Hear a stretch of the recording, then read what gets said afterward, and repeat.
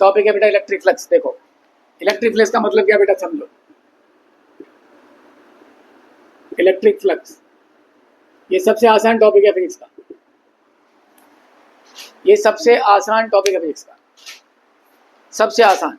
अगर इसको आप अपनी भाषा में सीखना चाहते हो तो देख लो, मैं बोलता हूँ देखो देखो, it is defined as the product of, please write the, it is defined as the product of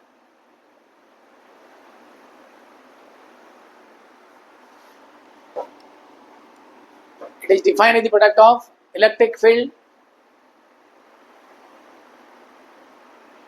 and area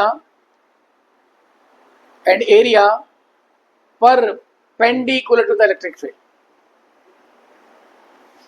मैं फिर समझाता हूं, देखो यहां पे ध्यान दो, electric flux through an area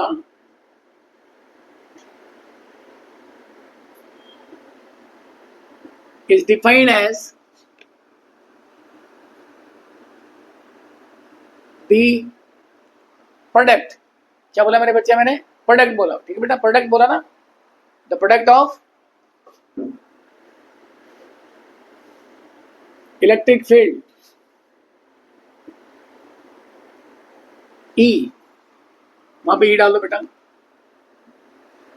and area,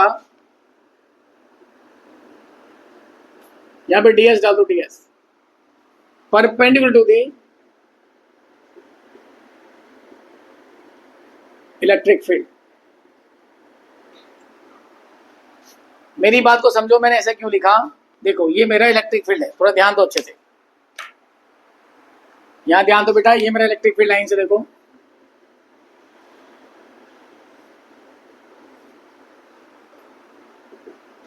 मेरी बात को समझोगे तो समझ में बात आएगी। देखो ध्यान से बेटा, इधर देखो, एक बार देखो बेटा, एक बार देखो, ये मान लो हमने कोई एरिया चूज किया, कोई सरफेस चूज की, एक प्लेट है, मान लो एक प्लेट है, इस प्लेट के राइट एंगल में एक वेक्टर है, ये वेक्टर इसे बोलते हैं नॉर्मल, क्या बोलते हैं इसको, एन से दिखाते हैं, इसको बोलते हैं normal vector to the surface. इसका मतलब समझते हो आप क्या इसका मीनिंग है बेटा, समझे इस बात को अच्छे से, देखो समझो, ये नॉर्मल है ना, ये नॉर्मल वेक्टर है, अगर प्लेट तुम्हारी, ये प्लेट है और ये नॉर्मल वेक्टर है इसका, ये मेरी सरफेस है, ये मेरी सरफेस है, नॉर्मल वेक्टर है, ये नॉर्मल वेक्टर है इसका, दिख रहा है आपको अच्छे से। अब फील्ड लाइन ऐसे जाएंगी तो क्लियर पास होगी ना, इससे क्लियर पास होगी ना पास। अगर फील्ड लाइन, क्या देखा आपने, फील्ड लाइन और नॉर्मल दोनों एक ही डायरेक्शन में, दोनों एक ही डायरेक्शन में, दैट मीन्स नॉर्मल वेक्टर में और इलेक्ट्रिक फील्ड लाइन के बीच में एंगल क्या है, 0 डिग्री है, that means maximum field line pass होगी, नहीं होगी, then maximum electric field pass होगा। डाउट इस बात में आपको, डाउट है। और मान लो अगर आपने इस प्लेट को चेंज कर लिया, देखो दिखाते हैं, इसी केस को दिखाते हैं आपको, ऐसे दूसरे तरह से दिखाते हैं। अगर मान लो यही फील्ड लाइन से,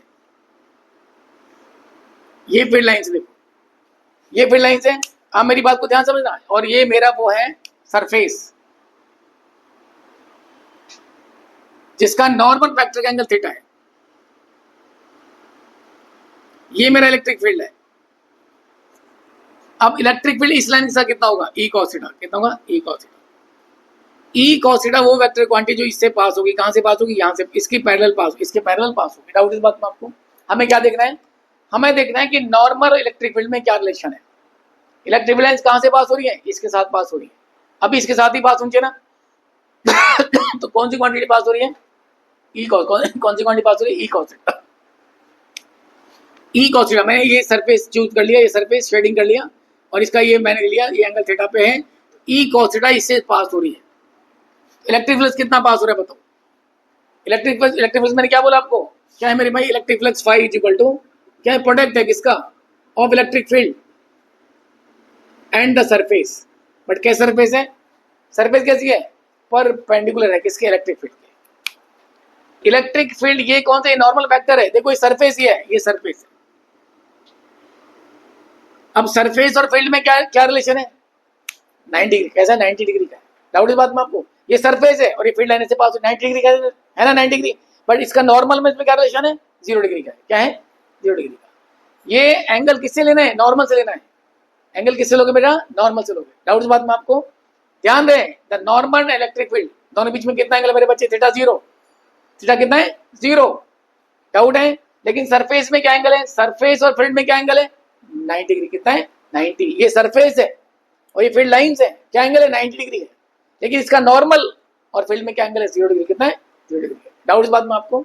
तो मैंने लिखा है डेफिनेशन, क्या है, it is the product of electric field and surface area, but कैसी कंडीशन है, perpendicular to electric field lines. Doubt इस बात में आपको? डाउट इस बात में आपको? अगर हम इसको ध्यान से इसमें क्या लिखा है, इसको देखो ध्यान से, मैं इसको ऐसे लिख सकता हूँ, क्या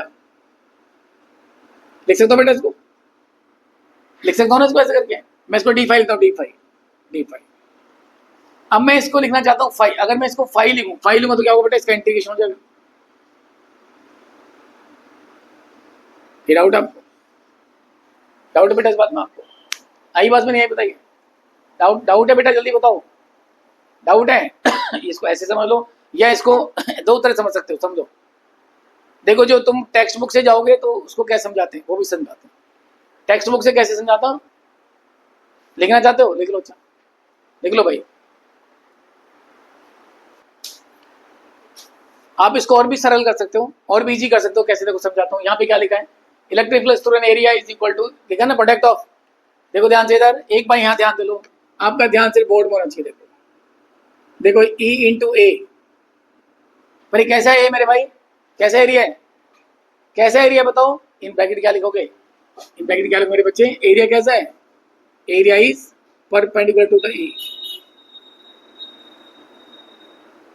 ऐसे भी लिख सकते हो बेटा।